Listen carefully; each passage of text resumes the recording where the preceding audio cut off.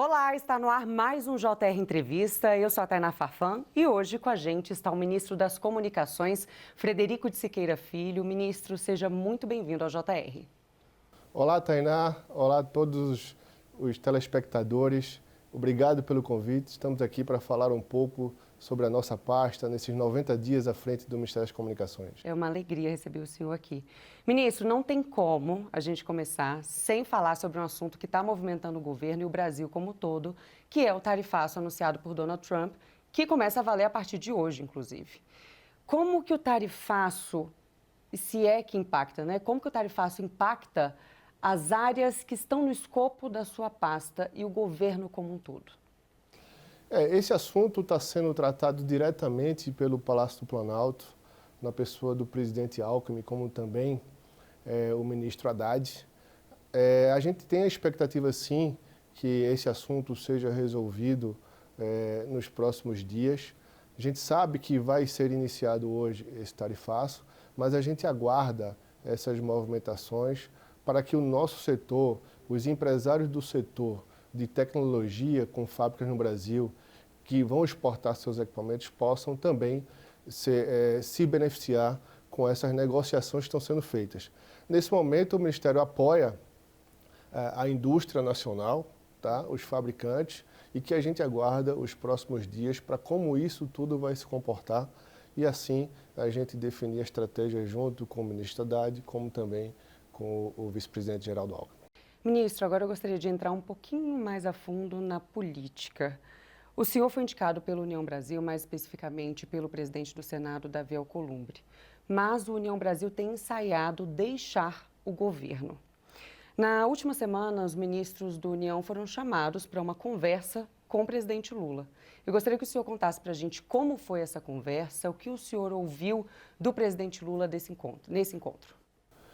Sim, a gente foi indicado lá atrás, em final de abril, pelo Partido União Brasil, tá? E também validado pelo presidente Davi Alcolumbre. E na nossa conversa com o presidente Lula foi a questão do apoio, né? Do nosso apoio, dos ministros da União Brasil, como vai se comportar daqui para frente. A nossa ideia, a gente defende a permanência no cargo, por entender, no meu caso, que a nossa indicação foi técnica, a gente pode contribuir muito com o desenvolvimento da infraestrutura de telecomunicações, que é o propósito das atribuições do Ministério das Comunicações. Então, a gente defende a permanência por entender que a nossa indicação é técnica, né? Mas esse assunto vai ser tratado entre o próprio presidente do partido, o Antônio Rueda, que eu não tive a oportunidade de falar nesses últimos dias, como também com o presidente Alcolumbre, que estava de férias, retornou essa semana, e que a gente aguarda como será o futuro dessa situação. Mas a gente tem a expectativa que sim, que a gente vai conseguir se manter, continuar, por entender a importância que o setor tem e que a gente consiga fazer as entregas que foi pactuado pelo presidente Lula lá no momento da eleição. Então, a nossa expectativa, sim, é que a gente continue fazendo o que a gente tem que fazer. Lula sinalizou se vai ser possível continuar no governo, mesmo com alguns posicionamentos de confronto ao presidente por parte da cúpula do União Brasil? Sim, essa é a expectativa, né? O presidente, como a gente conhece ele conversa com os partidos em busca de soluções positivas para o futuro do Brasil. Então, a expectativa, sim, que possa se entrar no consenso. O senhor estará com o Lula em 2026, mesmo sem o seu partido? A minha indicação é técnica, né? Então, assim, eu não tinha expectativa de ser ministro nesses anos. Eu estou em Brasília 2 anos, enquanto à frente da Telebrás, tá? Mas o presidente vem fazendo aí, tem uma preocupação com o social. A nossa expectativa é que a gente continue no Ministério até, sim, o final do seu mandato. Já caminhando para o físico dessa etapa, eu ainda gostaria de perguntar um pouquinho mais sobre eleições, para entender, ministro, se a prisão domiciliar de Jair Bolsonaro, na sua avaliação, impacta nesse xadrez político para as eleições de 2026. Tá, a gente vem acompanhando, tá? Esses temas políticos que envolvem o partido A gente nunca foi envolvido nesse contexto, tá? Mas é uma sinalização diferente, é um fato novo que precisa ser observado, né? E a expectativa também que isso chegue numa solução para evitar qualquer situação mais extrema no país. Então, a expectativa é que tudo se resolva da melhor forma possível. Ministro, agora já indo um pouco mais a fundo nas medidas da sua pasta.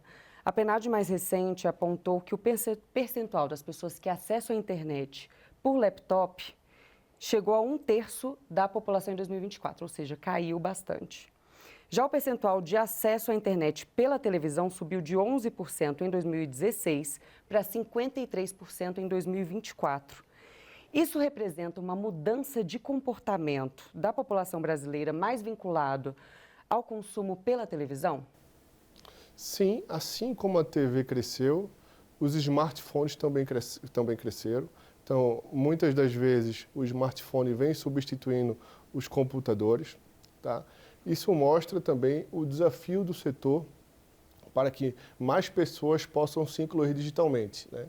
E em sintonia com esse tema da distribuição de computadores para essa população, o Ministério das Comunicações tem um programa que é o de recondicionamento de computadores, tá? Onde envolve muita capacitação, principalmente de jovens e idosos, e a expectativa é que também a gente consiga contribuir nessa distribuição para que mais pessoas, mais crianças possam sim ter acesso a esses computadores, né? Então, o mercado vem crescendo como um todo, né? E a ideia é que os computadores também sejam distribuídos, né? E que também volte a crescer ao longo dos próximos anos. Ministro, há uma expectativa em torno da TV 3.0 que promete uma revolução aí na forma de consumir a televisão. Lula deve assinar o decreto ainda em agosto. Quando deve ser essa assinatura e quais as mudanças dessa nova tecnologia para a população? Essa é a expectativa nossa, que o presidente Lula assine esse decreto e que essa tecnologia esteja em operação já para a Copa do Mundo de 2026. E sim, vai ser uma verdadeira revolução para o setor da radiodifusão, para a televisão brasileira, para a televisão gratuita e aberta. Assim como foi feito lá atrás, também na gestão do presidente Lula, a transformação da TV analógica para a TV digital, o presidente Lula está tendo a oportunidade, mais uma vez, de dar esse passo adiante, né, dessa questão de inovação do setor, onde com certeza a população terá um serviço de mais qualidade, gratuita, aberta, né, e mais interativa, né, com serviços públicos embarcados nessa tecnologia, onde, como exemplo, o cidadão poderá, na Copa do Mundo, assistir o jogo que quiser, pode voltar para os lances que quiser, enfim, dando mais liberdade para que o cidadão possa assistir aquilo que realmente lhe interessa, né? Em paralelo a isso, o mercado também está muito interessado, né, os anunciantes, por quê? Por conta da aproximação com o cidadão, com o usuário, né, para quem está assistindo, não é? Para ter mais interatividade com essa população, que a gente acredita que o Brasil, mais uma vez, vai largar na frente quando a gente fala de inovação tecnológica para a radiodifusão no Brasil. Então, só para a gente explicar um pouquinho mais, para quem está em casa entender como é que vai funcionar essa TV 3.0. A população vai poder interagir enquanto a programação está no ar, no controle remoto, acessar a internet ali ao vivo, é isso? Exatamente. A televisão estando conectada à internet, tá? Primeiramente, as duas tecnologias, deixando bem claro para quem está nos assistindo em casa, as duas tecnologias vão operar em paralelo, tá? Então não vai existir descontinuidade do serviço da TV atual, tá? Agora, a nova tecnologia chega para agregar, tá? E a ideia é que, sim, a pessoa que está assistindo possa escolher aquilo que está assistindo. Por exemplo, no exemplo de um jogo de futebol, numa Copa do Mundo, aquele lance que gerou dúvida ou que gerou mais interesse, a população, sim, através do seu controle remoto, poderá voltar e assistir novamente, como também capítulos de novela, poderá assistir novamente, algum telejornal na TV, enfim. A ideia é que o usuário possa ter mais autonomia daquilo que queira assistir. Então, o controle, sim, através do controle, você vai conseguir atuar e assistir aquilo que você bem quer, mesmo já estando passado, como também programação futura. É uma revolução, né, ministro? E tem previsão dessa data? O senhor falou dessa expectativa em agosto, mas Lula sinalizou se em qual semana seria de agosto, ou se tem uma data prevista que vocês têm insistido, apesar, né, dessas confusões políticas, digamos assim, né? Eu entendo que tem urgências em relação ao tarifaço e outras questões que estão chamando a atenção do governo, mas eu entendo que essa é uma pauta prioritária ali, que está ali, que Lula quer também, né, assinar esse decreto. Então, qual é a previsão de data? Tem essa previsão? O presidente Lula entendeu a importância disso, tá? E a ideia, por conta da inovação, ele está muito preocupado com a inovação tecnológica, modernizando as instituições no Brasil. A nossa expectativa é que na segunda quinzena de agosto isso esteja concluído para que o próprio mercado, as empresas do setor possam fazer seus investimentos para que em 2026 a população possa ser agraciada com essa nova tecnologia na Copa. E um dos grandes desafios da sua pasta, ministro, é levar a internet para as áreas mais remotas do Brasil. O que tem sido feito para que isso aconteça, para que a internet chegue nessas cidades, né, que têm mais dificuldade de acesso, até considerando que o Brasil é um país de dimensões continentais. Então, imagino o desafio que é levar a internet para todos os lugares. Além da radiodifusão, o outro segmento que o Ministério das Comunicações atua é, sim, a questão da modernizar e propor a modernização da política pública de telecomunicações no Brasil. Internet e inclusão digital é prioridade do nosso governo por entender que não existe inclusão social sem inclusão digital. O tema de internet e conectividade é motivo de desenvolvimento, é ferramenta básica de desenvolvimento econômico do país. Tá? E a gente sabe quando a internet chega naquela área remota, nos cantos e recantos do Brasil, a gente com certeza traz a reboque os melhores indicadores sociais. Então, nesse intuito, sim, o Ministério das Comunicações lidera alguns projetos de conectividade, tá? A exemplo da ENEC, que é a Estratégia Nacional das Escolas Conectadas, onde até 2026, 138 mil escolas no Brasil, tanto municipais quanto estaduais, serão beneficiadas dessa conectividade, ou aquelas que já têm e a qualidade não é tão boa, será melhorada a conectividade para que essas crianças possam ter acesso a uma conectividade significativa, que também o conteúdo que está sendo trafegado nessas redes para essas escolas também foi definido na Estratégia Nacional das Escolas Conectadas, e que vai ser um avanço muito grande, é uma expectativa super positiva nossa. E a gente está falando em escolas em áreas remotas, áreas quilombolas, áreas ribeirinhas, assentamentos rurais, que vão muito além dos centros urbanos, que essa é uma prioridade do nosso governo para fazer com que essas pessoas sejam incluídas digitalmente, buscando sempre um futuro melhor, né, para a geração de emprego, enfim, para tudo isso. Esse é um dos, isso também vale também para as unidades básicas de saúde, é uma preocupação em também levar conectividade em parceria com o Ministério da Saúde e o DataSUS, para que serviços públicos digitais sejam ofertados também para a saúde, a exemplo da telemedicina, quando a gente fala da previdência para a teleperícia, para que os órgãos do INSS também estejam nesse contexto, a ideia é ampliar cada vez mais a capilaridade da infraestrutura de internet no Brasil. E a gente faz isso como? É esse também que é o desafio, porque a fibra ótica não chega em todo canto, tá? E a gente não vai ter tempo para conectar o Brasil se não for também com satélite. Então, o Ministério das Comunicações foi atrás de novas soluções. Eu, só esse ano, fui à China 2 vezes. A gente já recebeu outros importantes operadores de satélite, tanto espanhol, canadense, né, americanos, para que a gente consiga também prover e promover uma infraestrutura satelital que conecte o Brasil. E já tem satélites atuando, né? Já temos satélite. A própria Telebrás, que é a estatal de onde eu vim, eu passei 2 anos na liderança, na presidência da companhia, a própria Telebrás já oferta serviços de conectividade via satélite nessas áreas mais remotas do Brasil, sob, né, a liderança do Ministério das Comunicações, da qual a Telebrás está vinculada. Tá? Então, aí a gente está pensando também em ampliar a capacidade de tráfego de internet, porque transformação digital no Brasil, os órgãos públicos estão pensando nisso, a iniciativa privada está pensando, mas para que aconteça a transformação digital com novas plataformas, novos softwares, precisa ter as grandes estradas, as grandes vias, como a gente chama, que são as grandes redes.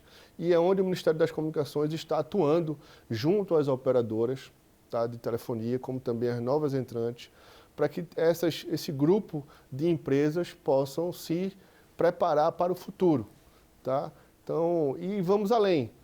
A gente vai passar por grandes transformações, como reforma tributária, ampliação do PIX, e tudo isso vai precisar de armazenar todos esses dados, como também trafegar todos esses dados.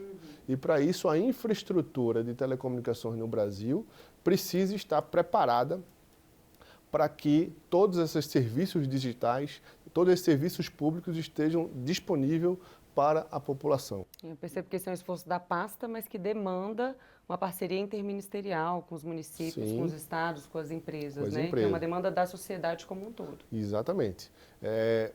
Por conta, assim, hoje, quem detém a concessão para operar as redes são as operadoras, né? Iniciativa privada. Tem obrigações que estão cumprindo, os cronogramas estão sendo executados, né? Mas existe a liderança da política pública, o pensamento da política pública, a estratégia é pensada pelo Ministério. E tem a Anatel, que regula e fiscaliza o setor. Então, essa sintonia é muito importante para que a gente consiga entregar na ponta aquele serviço público esperado de acordo com o que a população contratou, né? E esse é o desafio nosso. Então, a gente vem sim conversando com todos esses entes, tanto público quanto privado, em busca desse objetivo, que é ampliar a capilaridade de internet no Brasil, disponibilizar mais capacidade, mais banda para que as pessoas possam usufruir desse serviço, gerando mais cidadania através dos serviços públicos disponibilizados pelo governo federal. Existe um prazo que seria um objetivo do governo para que toda a população tivesse acesso?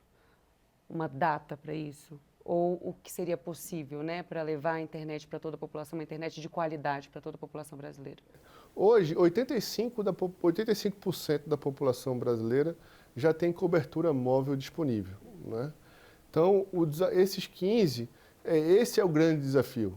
Porque se não chegou até agora, é só apenas com vontade política do governo, com intervenção política, que isso vai acontecer. E é nesse contexto que a gente está atuando. Quais são os vazios tecnológicos que ainda existem no Brasil? É nesses pontos que a gente está atuando, vendo qual é a melhor tecnologia, qual é a forma mais rápida de chegar e qual é o impacto social que isso vai trazer depois de estar tudo isso pronto. Então, isso que o presidente nos encomendou, né? E aí a ideia é a gente estar fazendo essas entregas ao longo desses anos. Você tem ideia? Esse ano, em torno de 1.400 localidades rurais que não têm nenhum tipo de acesso de telefonia móvel serão cobertos. E a gente tem um plano para 2025, 26, 27 e 28. O que a gente está conversando com as operadoras, buscando soluções alternativas, é tentar antecipar essas obrigações, porque lá atrás, quando eles adquiriram a faixa de frequência para poder operar o 5G no Brasil, essa questão de implantar telefonia na zona rural foram uma das contrapartidas. Mas tem um cronograma e as operadoras vêm cumprindo, né? No nosso entendimento, o Brasil hoje vem cumprindo as suas obrigações em termos de disponibilizar internet móvel nos grandes centros. Tá? Agora, a gente vai estar lançando nos próximos meses um novo leilão para o 5G no Brasil, onde a prioridade são nessas áreas mais remotas, como também algumas rodovias federais que ainda não têm internet. A exemplo, a gente sai aqui de Brasília, vai lá para Goiânia e às vezes não tem internet móvel nas rodovias. Isso é uma preocupação nossa também por entender a importância da conectividade móvel nessas rodovias, pela produtividade, isso aumenta a produtividade no país, enfim. Então, várias ações em paralelos estão em andamento e a gente vai estar pensando agora, a gente vai lançar a política pública nacional de cabos submarinos, tá? Com tudo isso que a gente está falando, o Brasil com essa costa que tem, qual é a política para os cabos submarinos? Para suportar toda essa demanda de novos tráfegos de internet que precisam, em função de todos os projetos que estão passando para o Brasil, em função de toda a transformação digital que o país passa, da reforma tributária que vai necessitar de muita informação, sim, de muito tráfego, né? A expansão do Pix, a evolução do Pix, muito tráfego. E outra coisa, e precisa ser tráfego extremamente sensível e seguro. Não é? Então, o Brasil precisa ter redes e alternativas de rede para suportar todo esse avalanche de tráfego que está vindo por aí. Com certeza, ministro. Está excelente o nosso bate-papo, mas eu vou ter que chamar um rápido intervalo, é bem rapidinho, não saia daí. Já já a gente retoma o nosso JR com o ministro das Comunicações. Estamos de volta com o JR Entrevista e aqui com a gente o ministro das Comunicações, Frederico de Siqueira Filho. Ministro, eu já retomo falando sobre o combate à pirataria. E aí eu gostaria de saber quais medidas vêm sendo adotadas pelo Ministério, junto à Anatel, junto à Polícia Federal, justamente para controlar os acessos aos meios, né? Na verdade, controlar os meios de acesso a conteúdos piratas. O que o Ministério tem feito para poder controlar isso? Isso é uma iniciativa conjunta com a Anatel, que é o órgão regulador e fiscalizador do serviço de telecomunicações, como também da radiodifusão. E sim, eles vêm fazendo já uma ação junto aos distribuidores, junto às plataformas de mercado eletrônico, que por algum tipo de informação, algum tipo de denúncia, é identificado que o que estava sendo comercializado ou o que está sendo armazenado naqueles centros de distribuições possam não estar de acordo com a regulamentação, com as licenças de operação, que é muito importante para que o serviço como um todo não seja impactado. Porque, às vezes, um equipamento não licenciado, de como está sendo utilizado, possa prejudicar e também causar algum tipo de prejuízo para a população. Então, a ideia é que a Anatel faça esse combate com apoio da Polícia Federal, por ser um serviço de utilidade pública, né, e com concessão federal. Então, a Anatel faz sim isso e a gente acompanha e apoia essa atuação porque a gente defende que esse serviço seja praticado com equipamento licenciado, com equipamento de qualidade, para que todos sejam beneficiados. Existe um levantamento, ministro, se o consumo de pirataria nos últimos anos aumentou ou diminuiu no Brasil? O Ministério acompanha isso? Sim, essas são as nossas motivações, né, para que cada vez mais a gente consiga combater isso o quanto antes. Mas isso é um tema que cresce em alguma determinada situação. A Anatel chega, fiscaliza e outros canais de distribuição começam a fazer. E isso é um trabalho contínuo, tá? Isso é rotina e a ideia é que a gente consiga cada vez mais combater isso e a forma de combater também é quem está distribuindo. E como a gente sabe hoje que muita distribuição acontece pelos mercados eletrônicos, também a gente está acompanhando isso de perto, não é? E também as próprias empresas distribuidoras do mercado eletrônico também estão contribuindo com esse tipo de fiscalização. E alertar a população para evitar consumir esse tipo de conteúdo, né, ministro? Exatamente. Ministro, agora eu gostaria que a gente falasse um pouco sobre o Norte Conectado, a Amazônia Conectada. Quais são os prazos de entregas e também qual que é a relevância desse projeto para a COP30? A COP30 está chegando, né? Novembro já está aí e tem muita expectativa em torno desse evento também. Como a gente falou anteriormente, não existe hoje infraestrutura, desenvolvimento de país sem infraestrutura de internet, infraestrutura tecnológica. Então, o que esse projeto representa para aquela região amazônica é redundância e conectar aquelas cidades, aqueles estados que precisam ainda ter uma qualidade de internet melhor. Então, a expectativa nossa é que até, sim, a COP, a Infovia de Manaus até Boa Vista estará pronta, como também a que liga Belém a Macapá, formando uma grande rede, uma grande malha, né? E especificamente para o estado do Roraima, assim como está sendo construído o Leão de Tucuruí, que vai incluir o estado de Roraima no Sistema Nacional de Energia, essa infovia, esse cabo subfluvial que sai de Manaus até Boa Vista, vai melhorar a capacidade de internet para o estado do Roraima. Então, essa é a nossa expectativa também, para que mais serviços públicos também estejam disponíveis, como também mais interação, mais interconexão esteja sendo feita no estado pela vantagem dessa oportunidade de ter uma internet melhor. E assim como a COP30 também, a expectativa é que isso irá contribuir com mais disponibilidade de internet para atrair a imprensa, para atrair investidores, para atrair ambientalistas, para realmente conhecer o que representa a Amazônia como pulmão do mundo. Excelente, ministro. Muito obrigada pela sua presença aqui no JR Entrevista. Foi um prazer te receber. Muito obrigado, Tainá. Muito obrigado pelo tempo aí de todos que estão nos assistindo. E claro, muito obrigada a você também pela companhia. Até uma próxima. Tchau, tchau.